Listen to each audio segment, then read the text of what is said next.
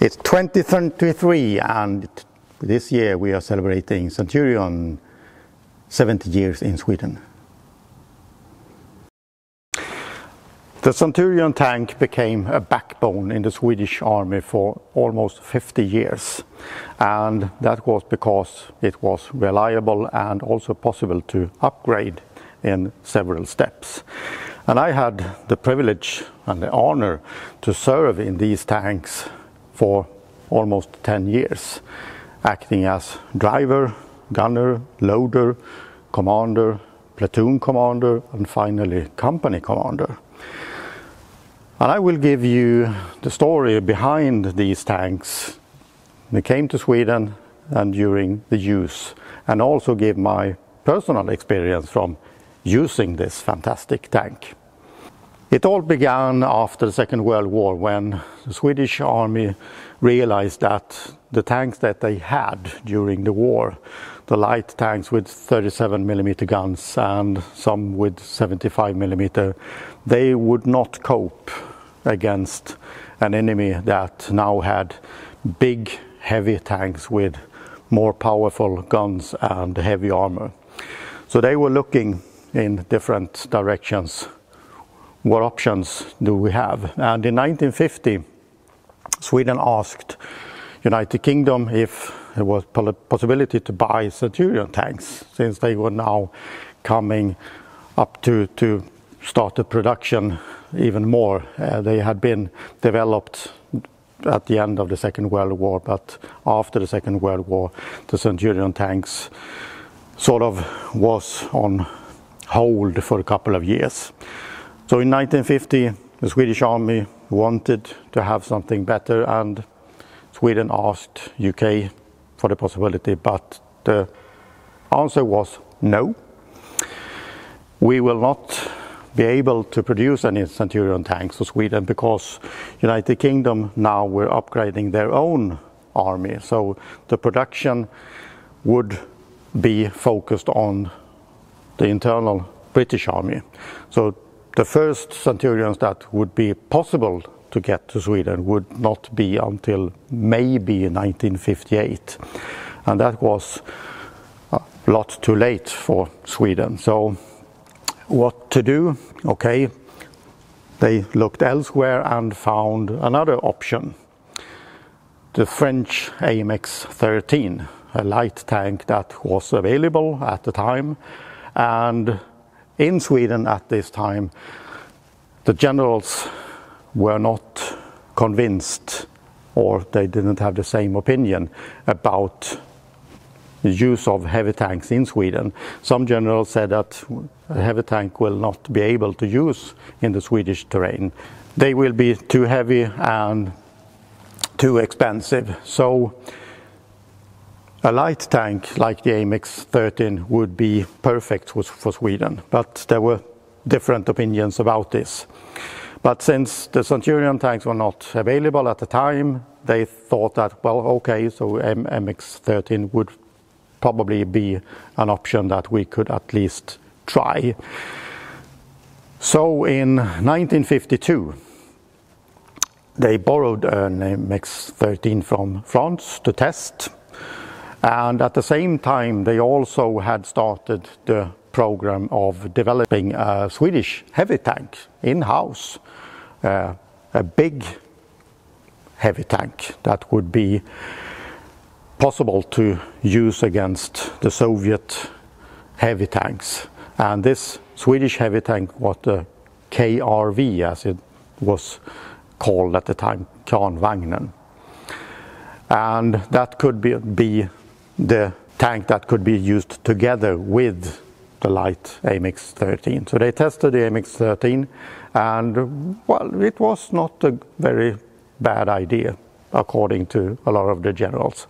But in December 1952, UK contacted Sweden, and that was because the economy in United Kingdom was at a falling down, and they had a lot of problems. So they wanted to ask Sweden, you could buy some tanks because we need the money.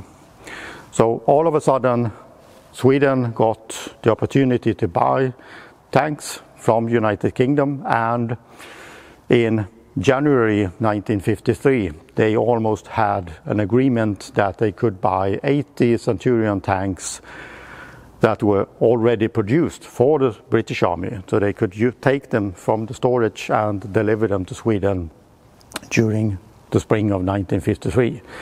At this time, the generals now had different opinions, as said before. So some of the generals, they didn't want to go for this option, and the other ones did.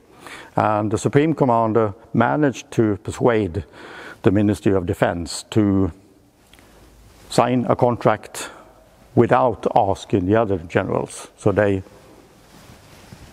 didn't want them to know. So all of a sudden, Sweden had a contract with 80 Centurion tanks, and someone at the Foreign Affairs Office had to tell France that, sorry, no more option for the IMX 13. So that was how it began for Sweden to become the Centurion tanks. And if you look at Switzerland, they had the same problem. They also wanted Centurion tanks and not available, so they went for looking at the AMX 13 just as Sweden. But in Switzerland they had gone a few steps further, so they could not tell the French that we don't want these tanks anymore. So Switzerland bought the AMX 13, and later they could buy the Centurion as the same as Sweden did. But back to Sweden. The Centurion tanks arrived at late spring 1953, 70 years ago. They were unloaded in south of Sweden and went to the tank regiment, the 2nd Tank Regiment, the Skånska Dragonregementet, where they started to train on these as soon as they could. And in early 1954, they were using these tanks in different maneuvers all over Sweden, and there they could prove to the generals and the politicians that heavy tanks like this actually worked in Sweden. So now they could prove this was actually a success. The first Swedish tanks that came to Sweden had an 84mm gun, and because of that, the logic was to call it Stridsvagn Modell 81, the Model 81, the first tank with a gun over 80mm. That was the logic they used back then. And this tank is actually one of the first that came during the 1950s. We bought 80 in 1953, and that proved to be a success. A few years later, the Swedish government asked again, would it be possible to buy another batch? And UK said yes. So they bought another 160 tanks in 1955, and they were Mark V. The previous ones were Mark III. So now we had two slightly different versions, the Mark III and Mark V, and they were all Stridsvagn Model 81 with the same gun.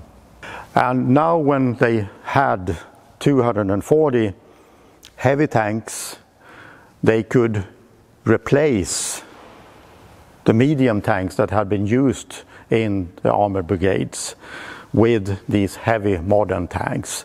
And the medium tanks then could replace the lighter tanks in other battalions. So all of a sudden we now had a modern tank and a medium tank that was, well, okay, even if it was not good. But for this reason, the KRV project, the big heavy tank, was now put on hold because it was not needed in the same way that they thought in the early 1950s. And these tanks, the 240, they were now placed in different regiments all over Sweden, and the training started. And in 1958-59 they realized maybe we should go for another batch. So they asked UK again, and now they have seen that in UK they also had a more modern version, the Mark 10.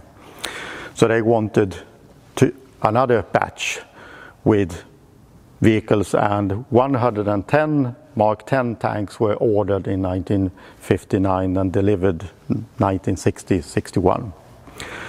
And all of a sudden we now had 350 Centurion tanks in Sweden.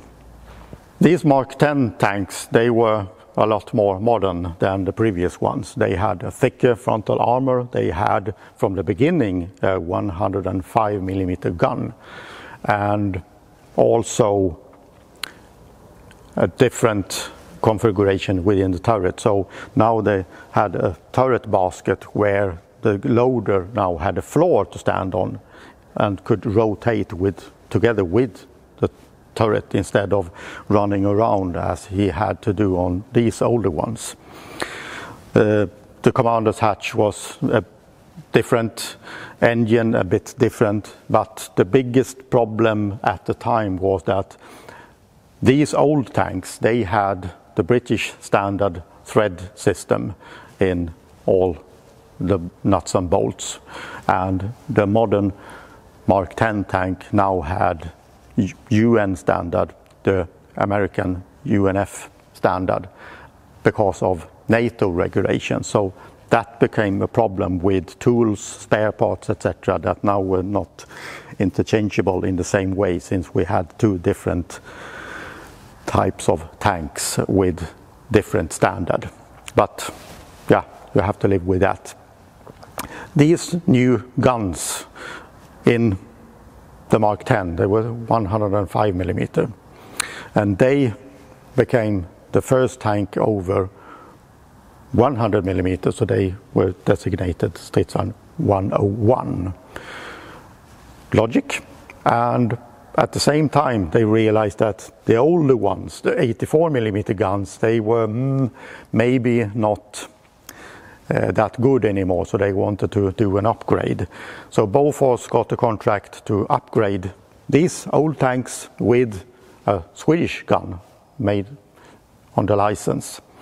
Also the same 105mm gun, so they had the same gun. And these tanks now, the older ones, became the second tank over 100mm, Stridsvagn 102 logic.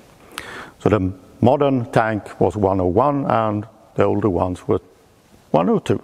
The old barrels, 84mm guns, they were not scrapped. They were still usable as gunners training, because we had loads of ammunition, so they could replace. That's done in less than half an hour. You change the barrel and then you can practice with the 84mm ammunition instead, since that was a lot cheaper.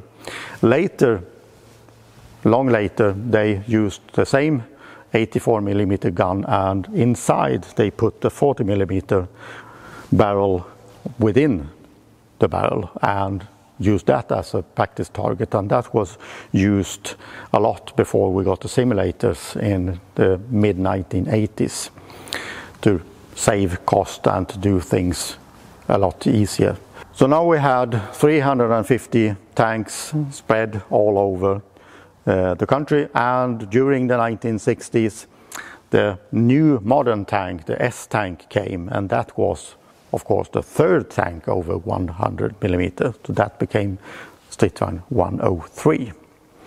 So that is why they are named differently: 81, 101, 102 and the S-tank 103. This tank here is a later upgrade, which became the 104. I will talk about that in a second. The Mark 3 and 5 tanks from the beginning, they had 400 liters of fuel, and the engine, a Meteor V12 engine, actually made by Rover. It's not a Rolls-Royce, it's a Rolls-Royce design, but it's made by Rover. Just small detail. the fuel consumption of that engine was quite big, and these 400 liters were not enough. So there was also this monowheel trailer that was used with 900 liters extra fuel that could be carried on and used for transport to the battlefield, and then you unhook the trailer and use the internal tanks for the combat situation.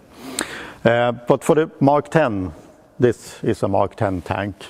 They did an upgrade, so the rear of the vehicle is a bit different compared to the other ones. So here you have a big fuel tank on the inside on the rear. So in total this tank has 1,000 liters. So you get a lot more maneuverability with twice the fuel that you can carry with them. In Sweden we still used the monowheel trailer as a backup and to be able to get from the storage areas to the battlefield. So they were still in service for a long time, even if we normally didn't use them. So that was one of the big advantages with the Mark 10 tank, that it had more fuel and could travel longer distances. The fuel consumption of this tank was about 50 to 75 liters per 10 kilometers, which is a lot. On road you could, if you have a good driver and everything was adjusted correctly, maybe you could go down to 30-40 liters, and in rough terrain, very rough terrain, it could be 150 liters. So depending on how you use the tank, the fuel consumption was enormous. In the early 1970s, these tanks now had been in service for 10 to 15 years, and there were no money for new tanks at the time in Sweden. So they needed to do an upgrade program on all the Centurion tanks. So they had to fix all the small details that had occurred over the years. So with these jobs, they now could use them for another 5 to 10 years. And during the 1970s, they thought of doing even more, since we now had the same situation again. New tanks, no, not available, not enough money, so we will do an upgrade. So both the 101 and 102 tanks, they now got a more modern fire control system in the turret, and that was done in the early 1980s with a new sight with laser rangefinder, a new fire control computer that was state of the art. So these turrets were the best turrets that you could find in the Centurion at the time. Very good capability, and you could also fire on the move in a different way that you could previously. And this upgrade program was quite a success. Together with that, they also added on the light flare launchers on the top of the tank. We did not have any night firing capability in Sweden at the time, as they did in other countries where they had infrared, and now also becoming to get the thermal sights. So we use these Lyran light flare launchers still in the 1990s, and that was stone age, if you ask me, to fire these illumination and lighting up the battlefield and then trying to find the targets where you knew that the enemy had system that they could see us through the dark. In the late 1970s, when they looked for the upgrade of the turret, they also looked into the possibility to change the engine and transmission in the tank, since the old petrol engine with manual gearbox was not that reliable and had high fuel consumption. And it was also a bit more difficult now to find drivers and to train drivers that you could actually drive this type of manual crash box, since all modern cars at the time, they had synchronized gearboxes. So it was a challenge to teach the drivers to be able to drive these old vehicles from the 1940s. So they looked into different options, and one option was in fact to use a British conversion that had been done in UK with the same power pack as they used in Chieftain for this tank. But they also looked for another option that was an American Continental engine that had been developed in this configuration, had been developed in Holland, and they also used them in Israeli tanks at the time during the 1970s. And that American solution, the American engine, was the thing that they thought would be the best option for Sweden. So they decided to take the oldest and the tanks that were most worn. So they actually picked out the 80 tanks that was in worst condition to upgrade them with a new engine, new gearbox. And this is one of these tanks that became the 104 with the Continental diesel engine, 12-cylinder, and a 2-speed semi-automatic gearbox. And this tank now became something that really was something good. I've done a lot of service in these tanks and they are fantastic to use. The reliability of that engine and gearbox was absolutely fantastic compared to the old petrol engine and manual gearbox.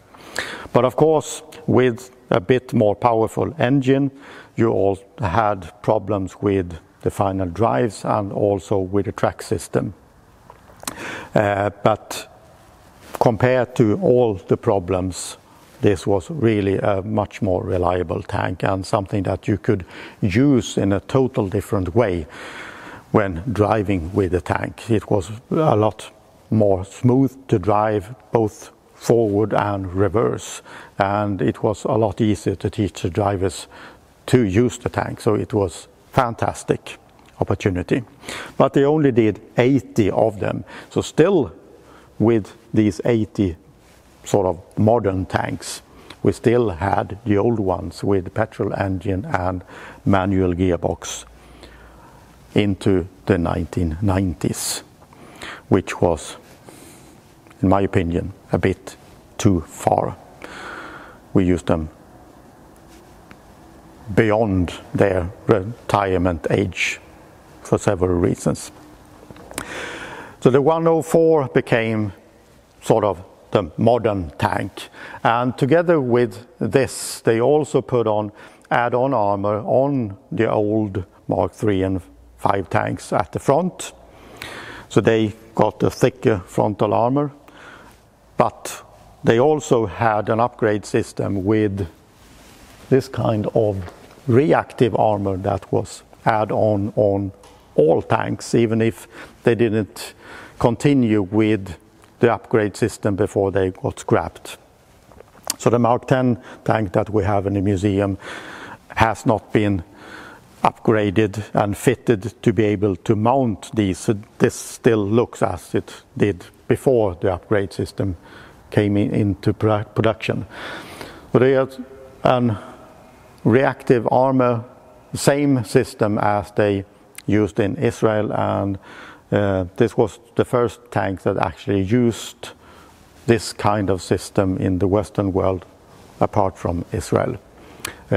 Modern at the time and quite reliable, even if the ammunition at the time got better and better, and after a few years these add-on armor, they were also obsolete, as often changes with you do an upgrade on the protection, you do an upgrade on the gun, etc., and everything is trying to be better than the other ones. I served as a tank company commander in these 104 tanks, and it was a fantastic tank in many ways. Was this the end of the Centurion era in Sweden? No.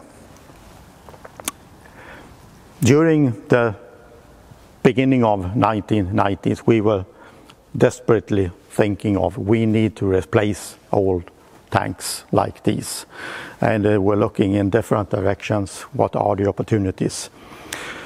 Buying a new tank would be enormously expensive, and one option was in fact to take all the Mark III and V tanks and do the same upgrade with the engine and gearbox, but also to do a facelift in other aspects. And they made one prototype, the 105, that had a new hatch for the driver with vision blocks that actually you could look out through.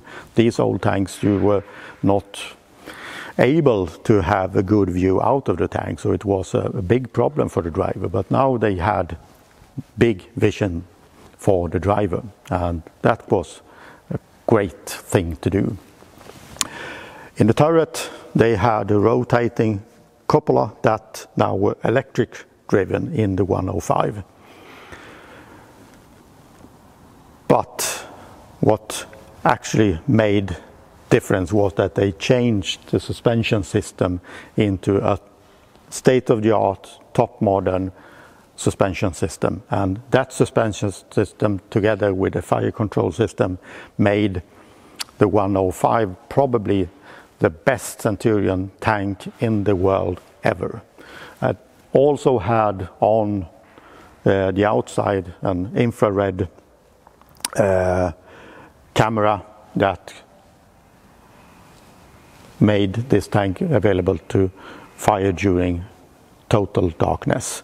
So this upgrade system became something that now we have a modern tank. But when this prototype was ready, the opportunity to buy or lease second-hand Leopard 2 from Germany came up, so the project was no more. We still have the prototype in our storage, and that will become a separate film about that tank.